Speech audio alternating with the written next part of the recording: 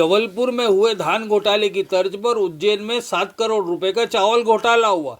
9 महीने पहले की गई शिकायत की जांच 7 दिन में अफसरों को करनी थी, लेकिन 4 महीने लगा दिए। अब नेता प्रतिपक्ष रवि राय ने इस मामले में अफसरों पर कार्रवाई करने की मांग कलेक्टर से की है। साथ ही उन्होंने कलेक्टर से कहा है कि 5 मिलरों के खिलाफ एफआईआर दर्ज की जाए। सप्लाईज कॉर्पोरेशन क्योंकि एमपीएससी जिसको हम लोगों ने हर बार अपने रिपोर्ट में लिखा हुआ है, मिलिंग के लिए जो प्रोक्योर्ड यानी कि जो उपार्जन किया हुआ धान है उसका परिवहन किया जा रहा है जिले के मिलर्स को या जिले के बाहर के मिलर्स को। इस जांच में हम लोगों ने जिले के बाहर के मिलर्स को इंक्लूड किया है, या inclusive of inter district milling है ये। इसमें 17 मिलर्स थे जिनके धान परिवहन को होना दर्शाया गया, जिन्होंने क्लेम किया है अलग अलग सोसाइटी से पैडी के मूवमेंट को या ट्रांसपोर्टेशन को लेकर के। हमारे जांच दल में, जो कि कलेक्टर महोदय द्वारा गठित और निर्देशित था, उन्हीं के गाइडलाइंस पे हम लोग सभी काम कर रहे थे। उन्हीं ने हमें इतना फ्रीडम दिया कि हम अलग अलग एजेंसीज़ को रीच आउट करें और इनपुट्स गैदर करें। हम लोगों ने ये फैक्टर बनाया कि हम लोग व्हीकल रजिस्ट्रेशन नंबर, जो कि ट्रक के जो वाहन क्रमांक होते हैं, वाहन नंबर होते हैं, उसको हम लोग फैक्टर रखेंगे अपने पूरे इन्वेस्टिगेशन का। 614 ट्रिप्स जिसको हम कहते हैं, उसको दिखाया गया था कि इतनी ट्रिप्स लगा करके वाहन यूज़ हुए हैं या परिवहन किया गया है धान का।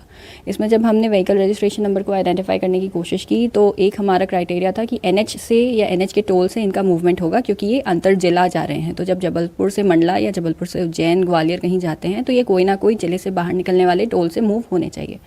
इनको जब हमने आइडेंटिफाई किया तो केवल हमें 15 ट्रक, 614 में से केवल 15 ट्रिप्स हमें मिली हैं जो कि वास्तव में मूव हुई हैं बताई गई डेट्स पे।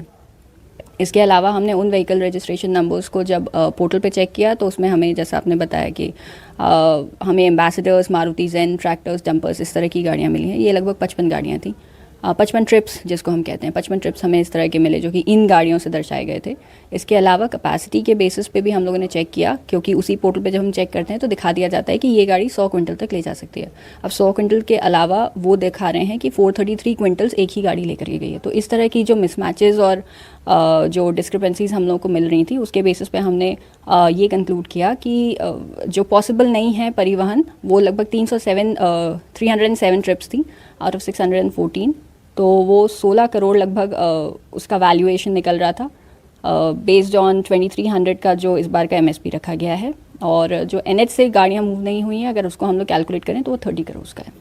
नहीं, सभी जो है वो केवल जो दर्शाया गया है, जो क्लेम किया गया है, उसी को हमने बेसिस रखा हुआ था इन्वेस्टिगेशन। इसी के आइडियाज़ हमें मिलते जा रहे थे, या हम लोग भी जब उस जांच में बैठे थे तो अलग अलग आइडियाज़ हम लोगों के दिमाग में आ रहे थे कि इसको भी एक बार चेक कर लिया जाए, इसको भी एक बार चेक कर लिया जाए, और बहुत सारे इंटरेस्टिंग फैक्ट्स हमें मिले। फिर मध्य प्रदेश के सभी जगहों में इसलिए आती कि उसका चावल का निर्माण हो और हमारे जितने भी कंट्रोल जिसको बोलते हैं, जनता की राशन की जो व्यवस्था होती है, चावल उनको गुणवत्ता वाला चावल मिले।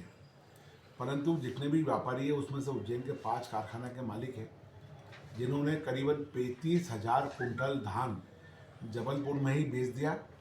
वो अपने कारखानों तक उसको लेके नहीं आए और इनके खिलाफ, सभी खिलाफ जबलपुर में कलेक्टर की जांच में इनको दोषी पाया गया, इनके खिलाफ प्रकरण दर्ज हुए, उनको जेल भेजा गया। अभी कुछ लोग जेल में हैं, कुछ लोग जमानत पर है। पर मैंने ये आरोप लगाया है कि जब उज्जैन में धान नहीं आई तो 35,000 कुंटल चावल का, धान का जो चावल बनना था, वो चावल यहाँ पर एफसीआई में भी जमा हो चुका है, खाद्य विभाग में भी जमा हो चुका है। तो आखिर चावल आया कहाँ से, जबकि चावल का, धान का नियंत्रण सरकार के हाथों में है। तो निश्चित रूप से ये सब कागज पे खेल हुआ है और गरीबों को जो चावल मिलता है वो गुणवत्ता वाला होता है, वो फोर्टिफाइड चावल होता है। वो चावल धान के दाने को पीस करके उसमें विभिन्न प्रकार की गुणवत्तापूर्ण सामग्री को मिला करके फोर्टिफाइड चावल बनाया जाता है। वर्तमान में जितने भी यहाँ पे मिल के जो मालिक हैं, अधिकतरों के पास में मिल नहीं, लोगों के किराए के उस पर उनके दूसरे बोर्ड लगे वहाँ पर, और वहाँ का एहसान बता करके वो चावल का निर्माण कराना बता रहे हैं। बिजली के बिल को भी हमने जब देखा है, जब इसका बिलिंग हुआ, जब कारखाने में चावल बनाने का काम दिया गया, उस समय के बिल को देखे तो नाम मात्र में बिजली के बिल आए।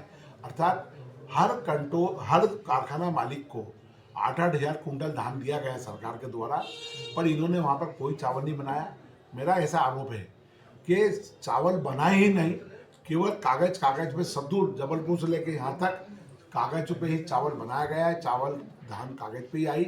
कलेक्टर जबलपुर ने साबित किया है, लोग दोषी पाए गए वहाँ पर। और उज्जैन कलेक्टर से भी मैंने आग्रह किया था कि आप इसकी जांच कमेटी बनाओ। उन्होंने तत्काल नीरज सिंह जी ने जांच कमेटी बनाई, पर जांच कमेटी ने अपने 7 दिन की रिपोर्ट नहीं देते हुए 4 महीने में रिपोर्ट दिए। और अब जांच कमेटी ये कह रही है कि साहब वो जो चावल जमा करा था मिल मालिकों ने, वो चावल अब बढ़ चुका है और वो चावल की गुणवत्ता हम देख नहीं सकते। मेरा सीधा सीधा आरोप है कि सरकार मिल मालिकों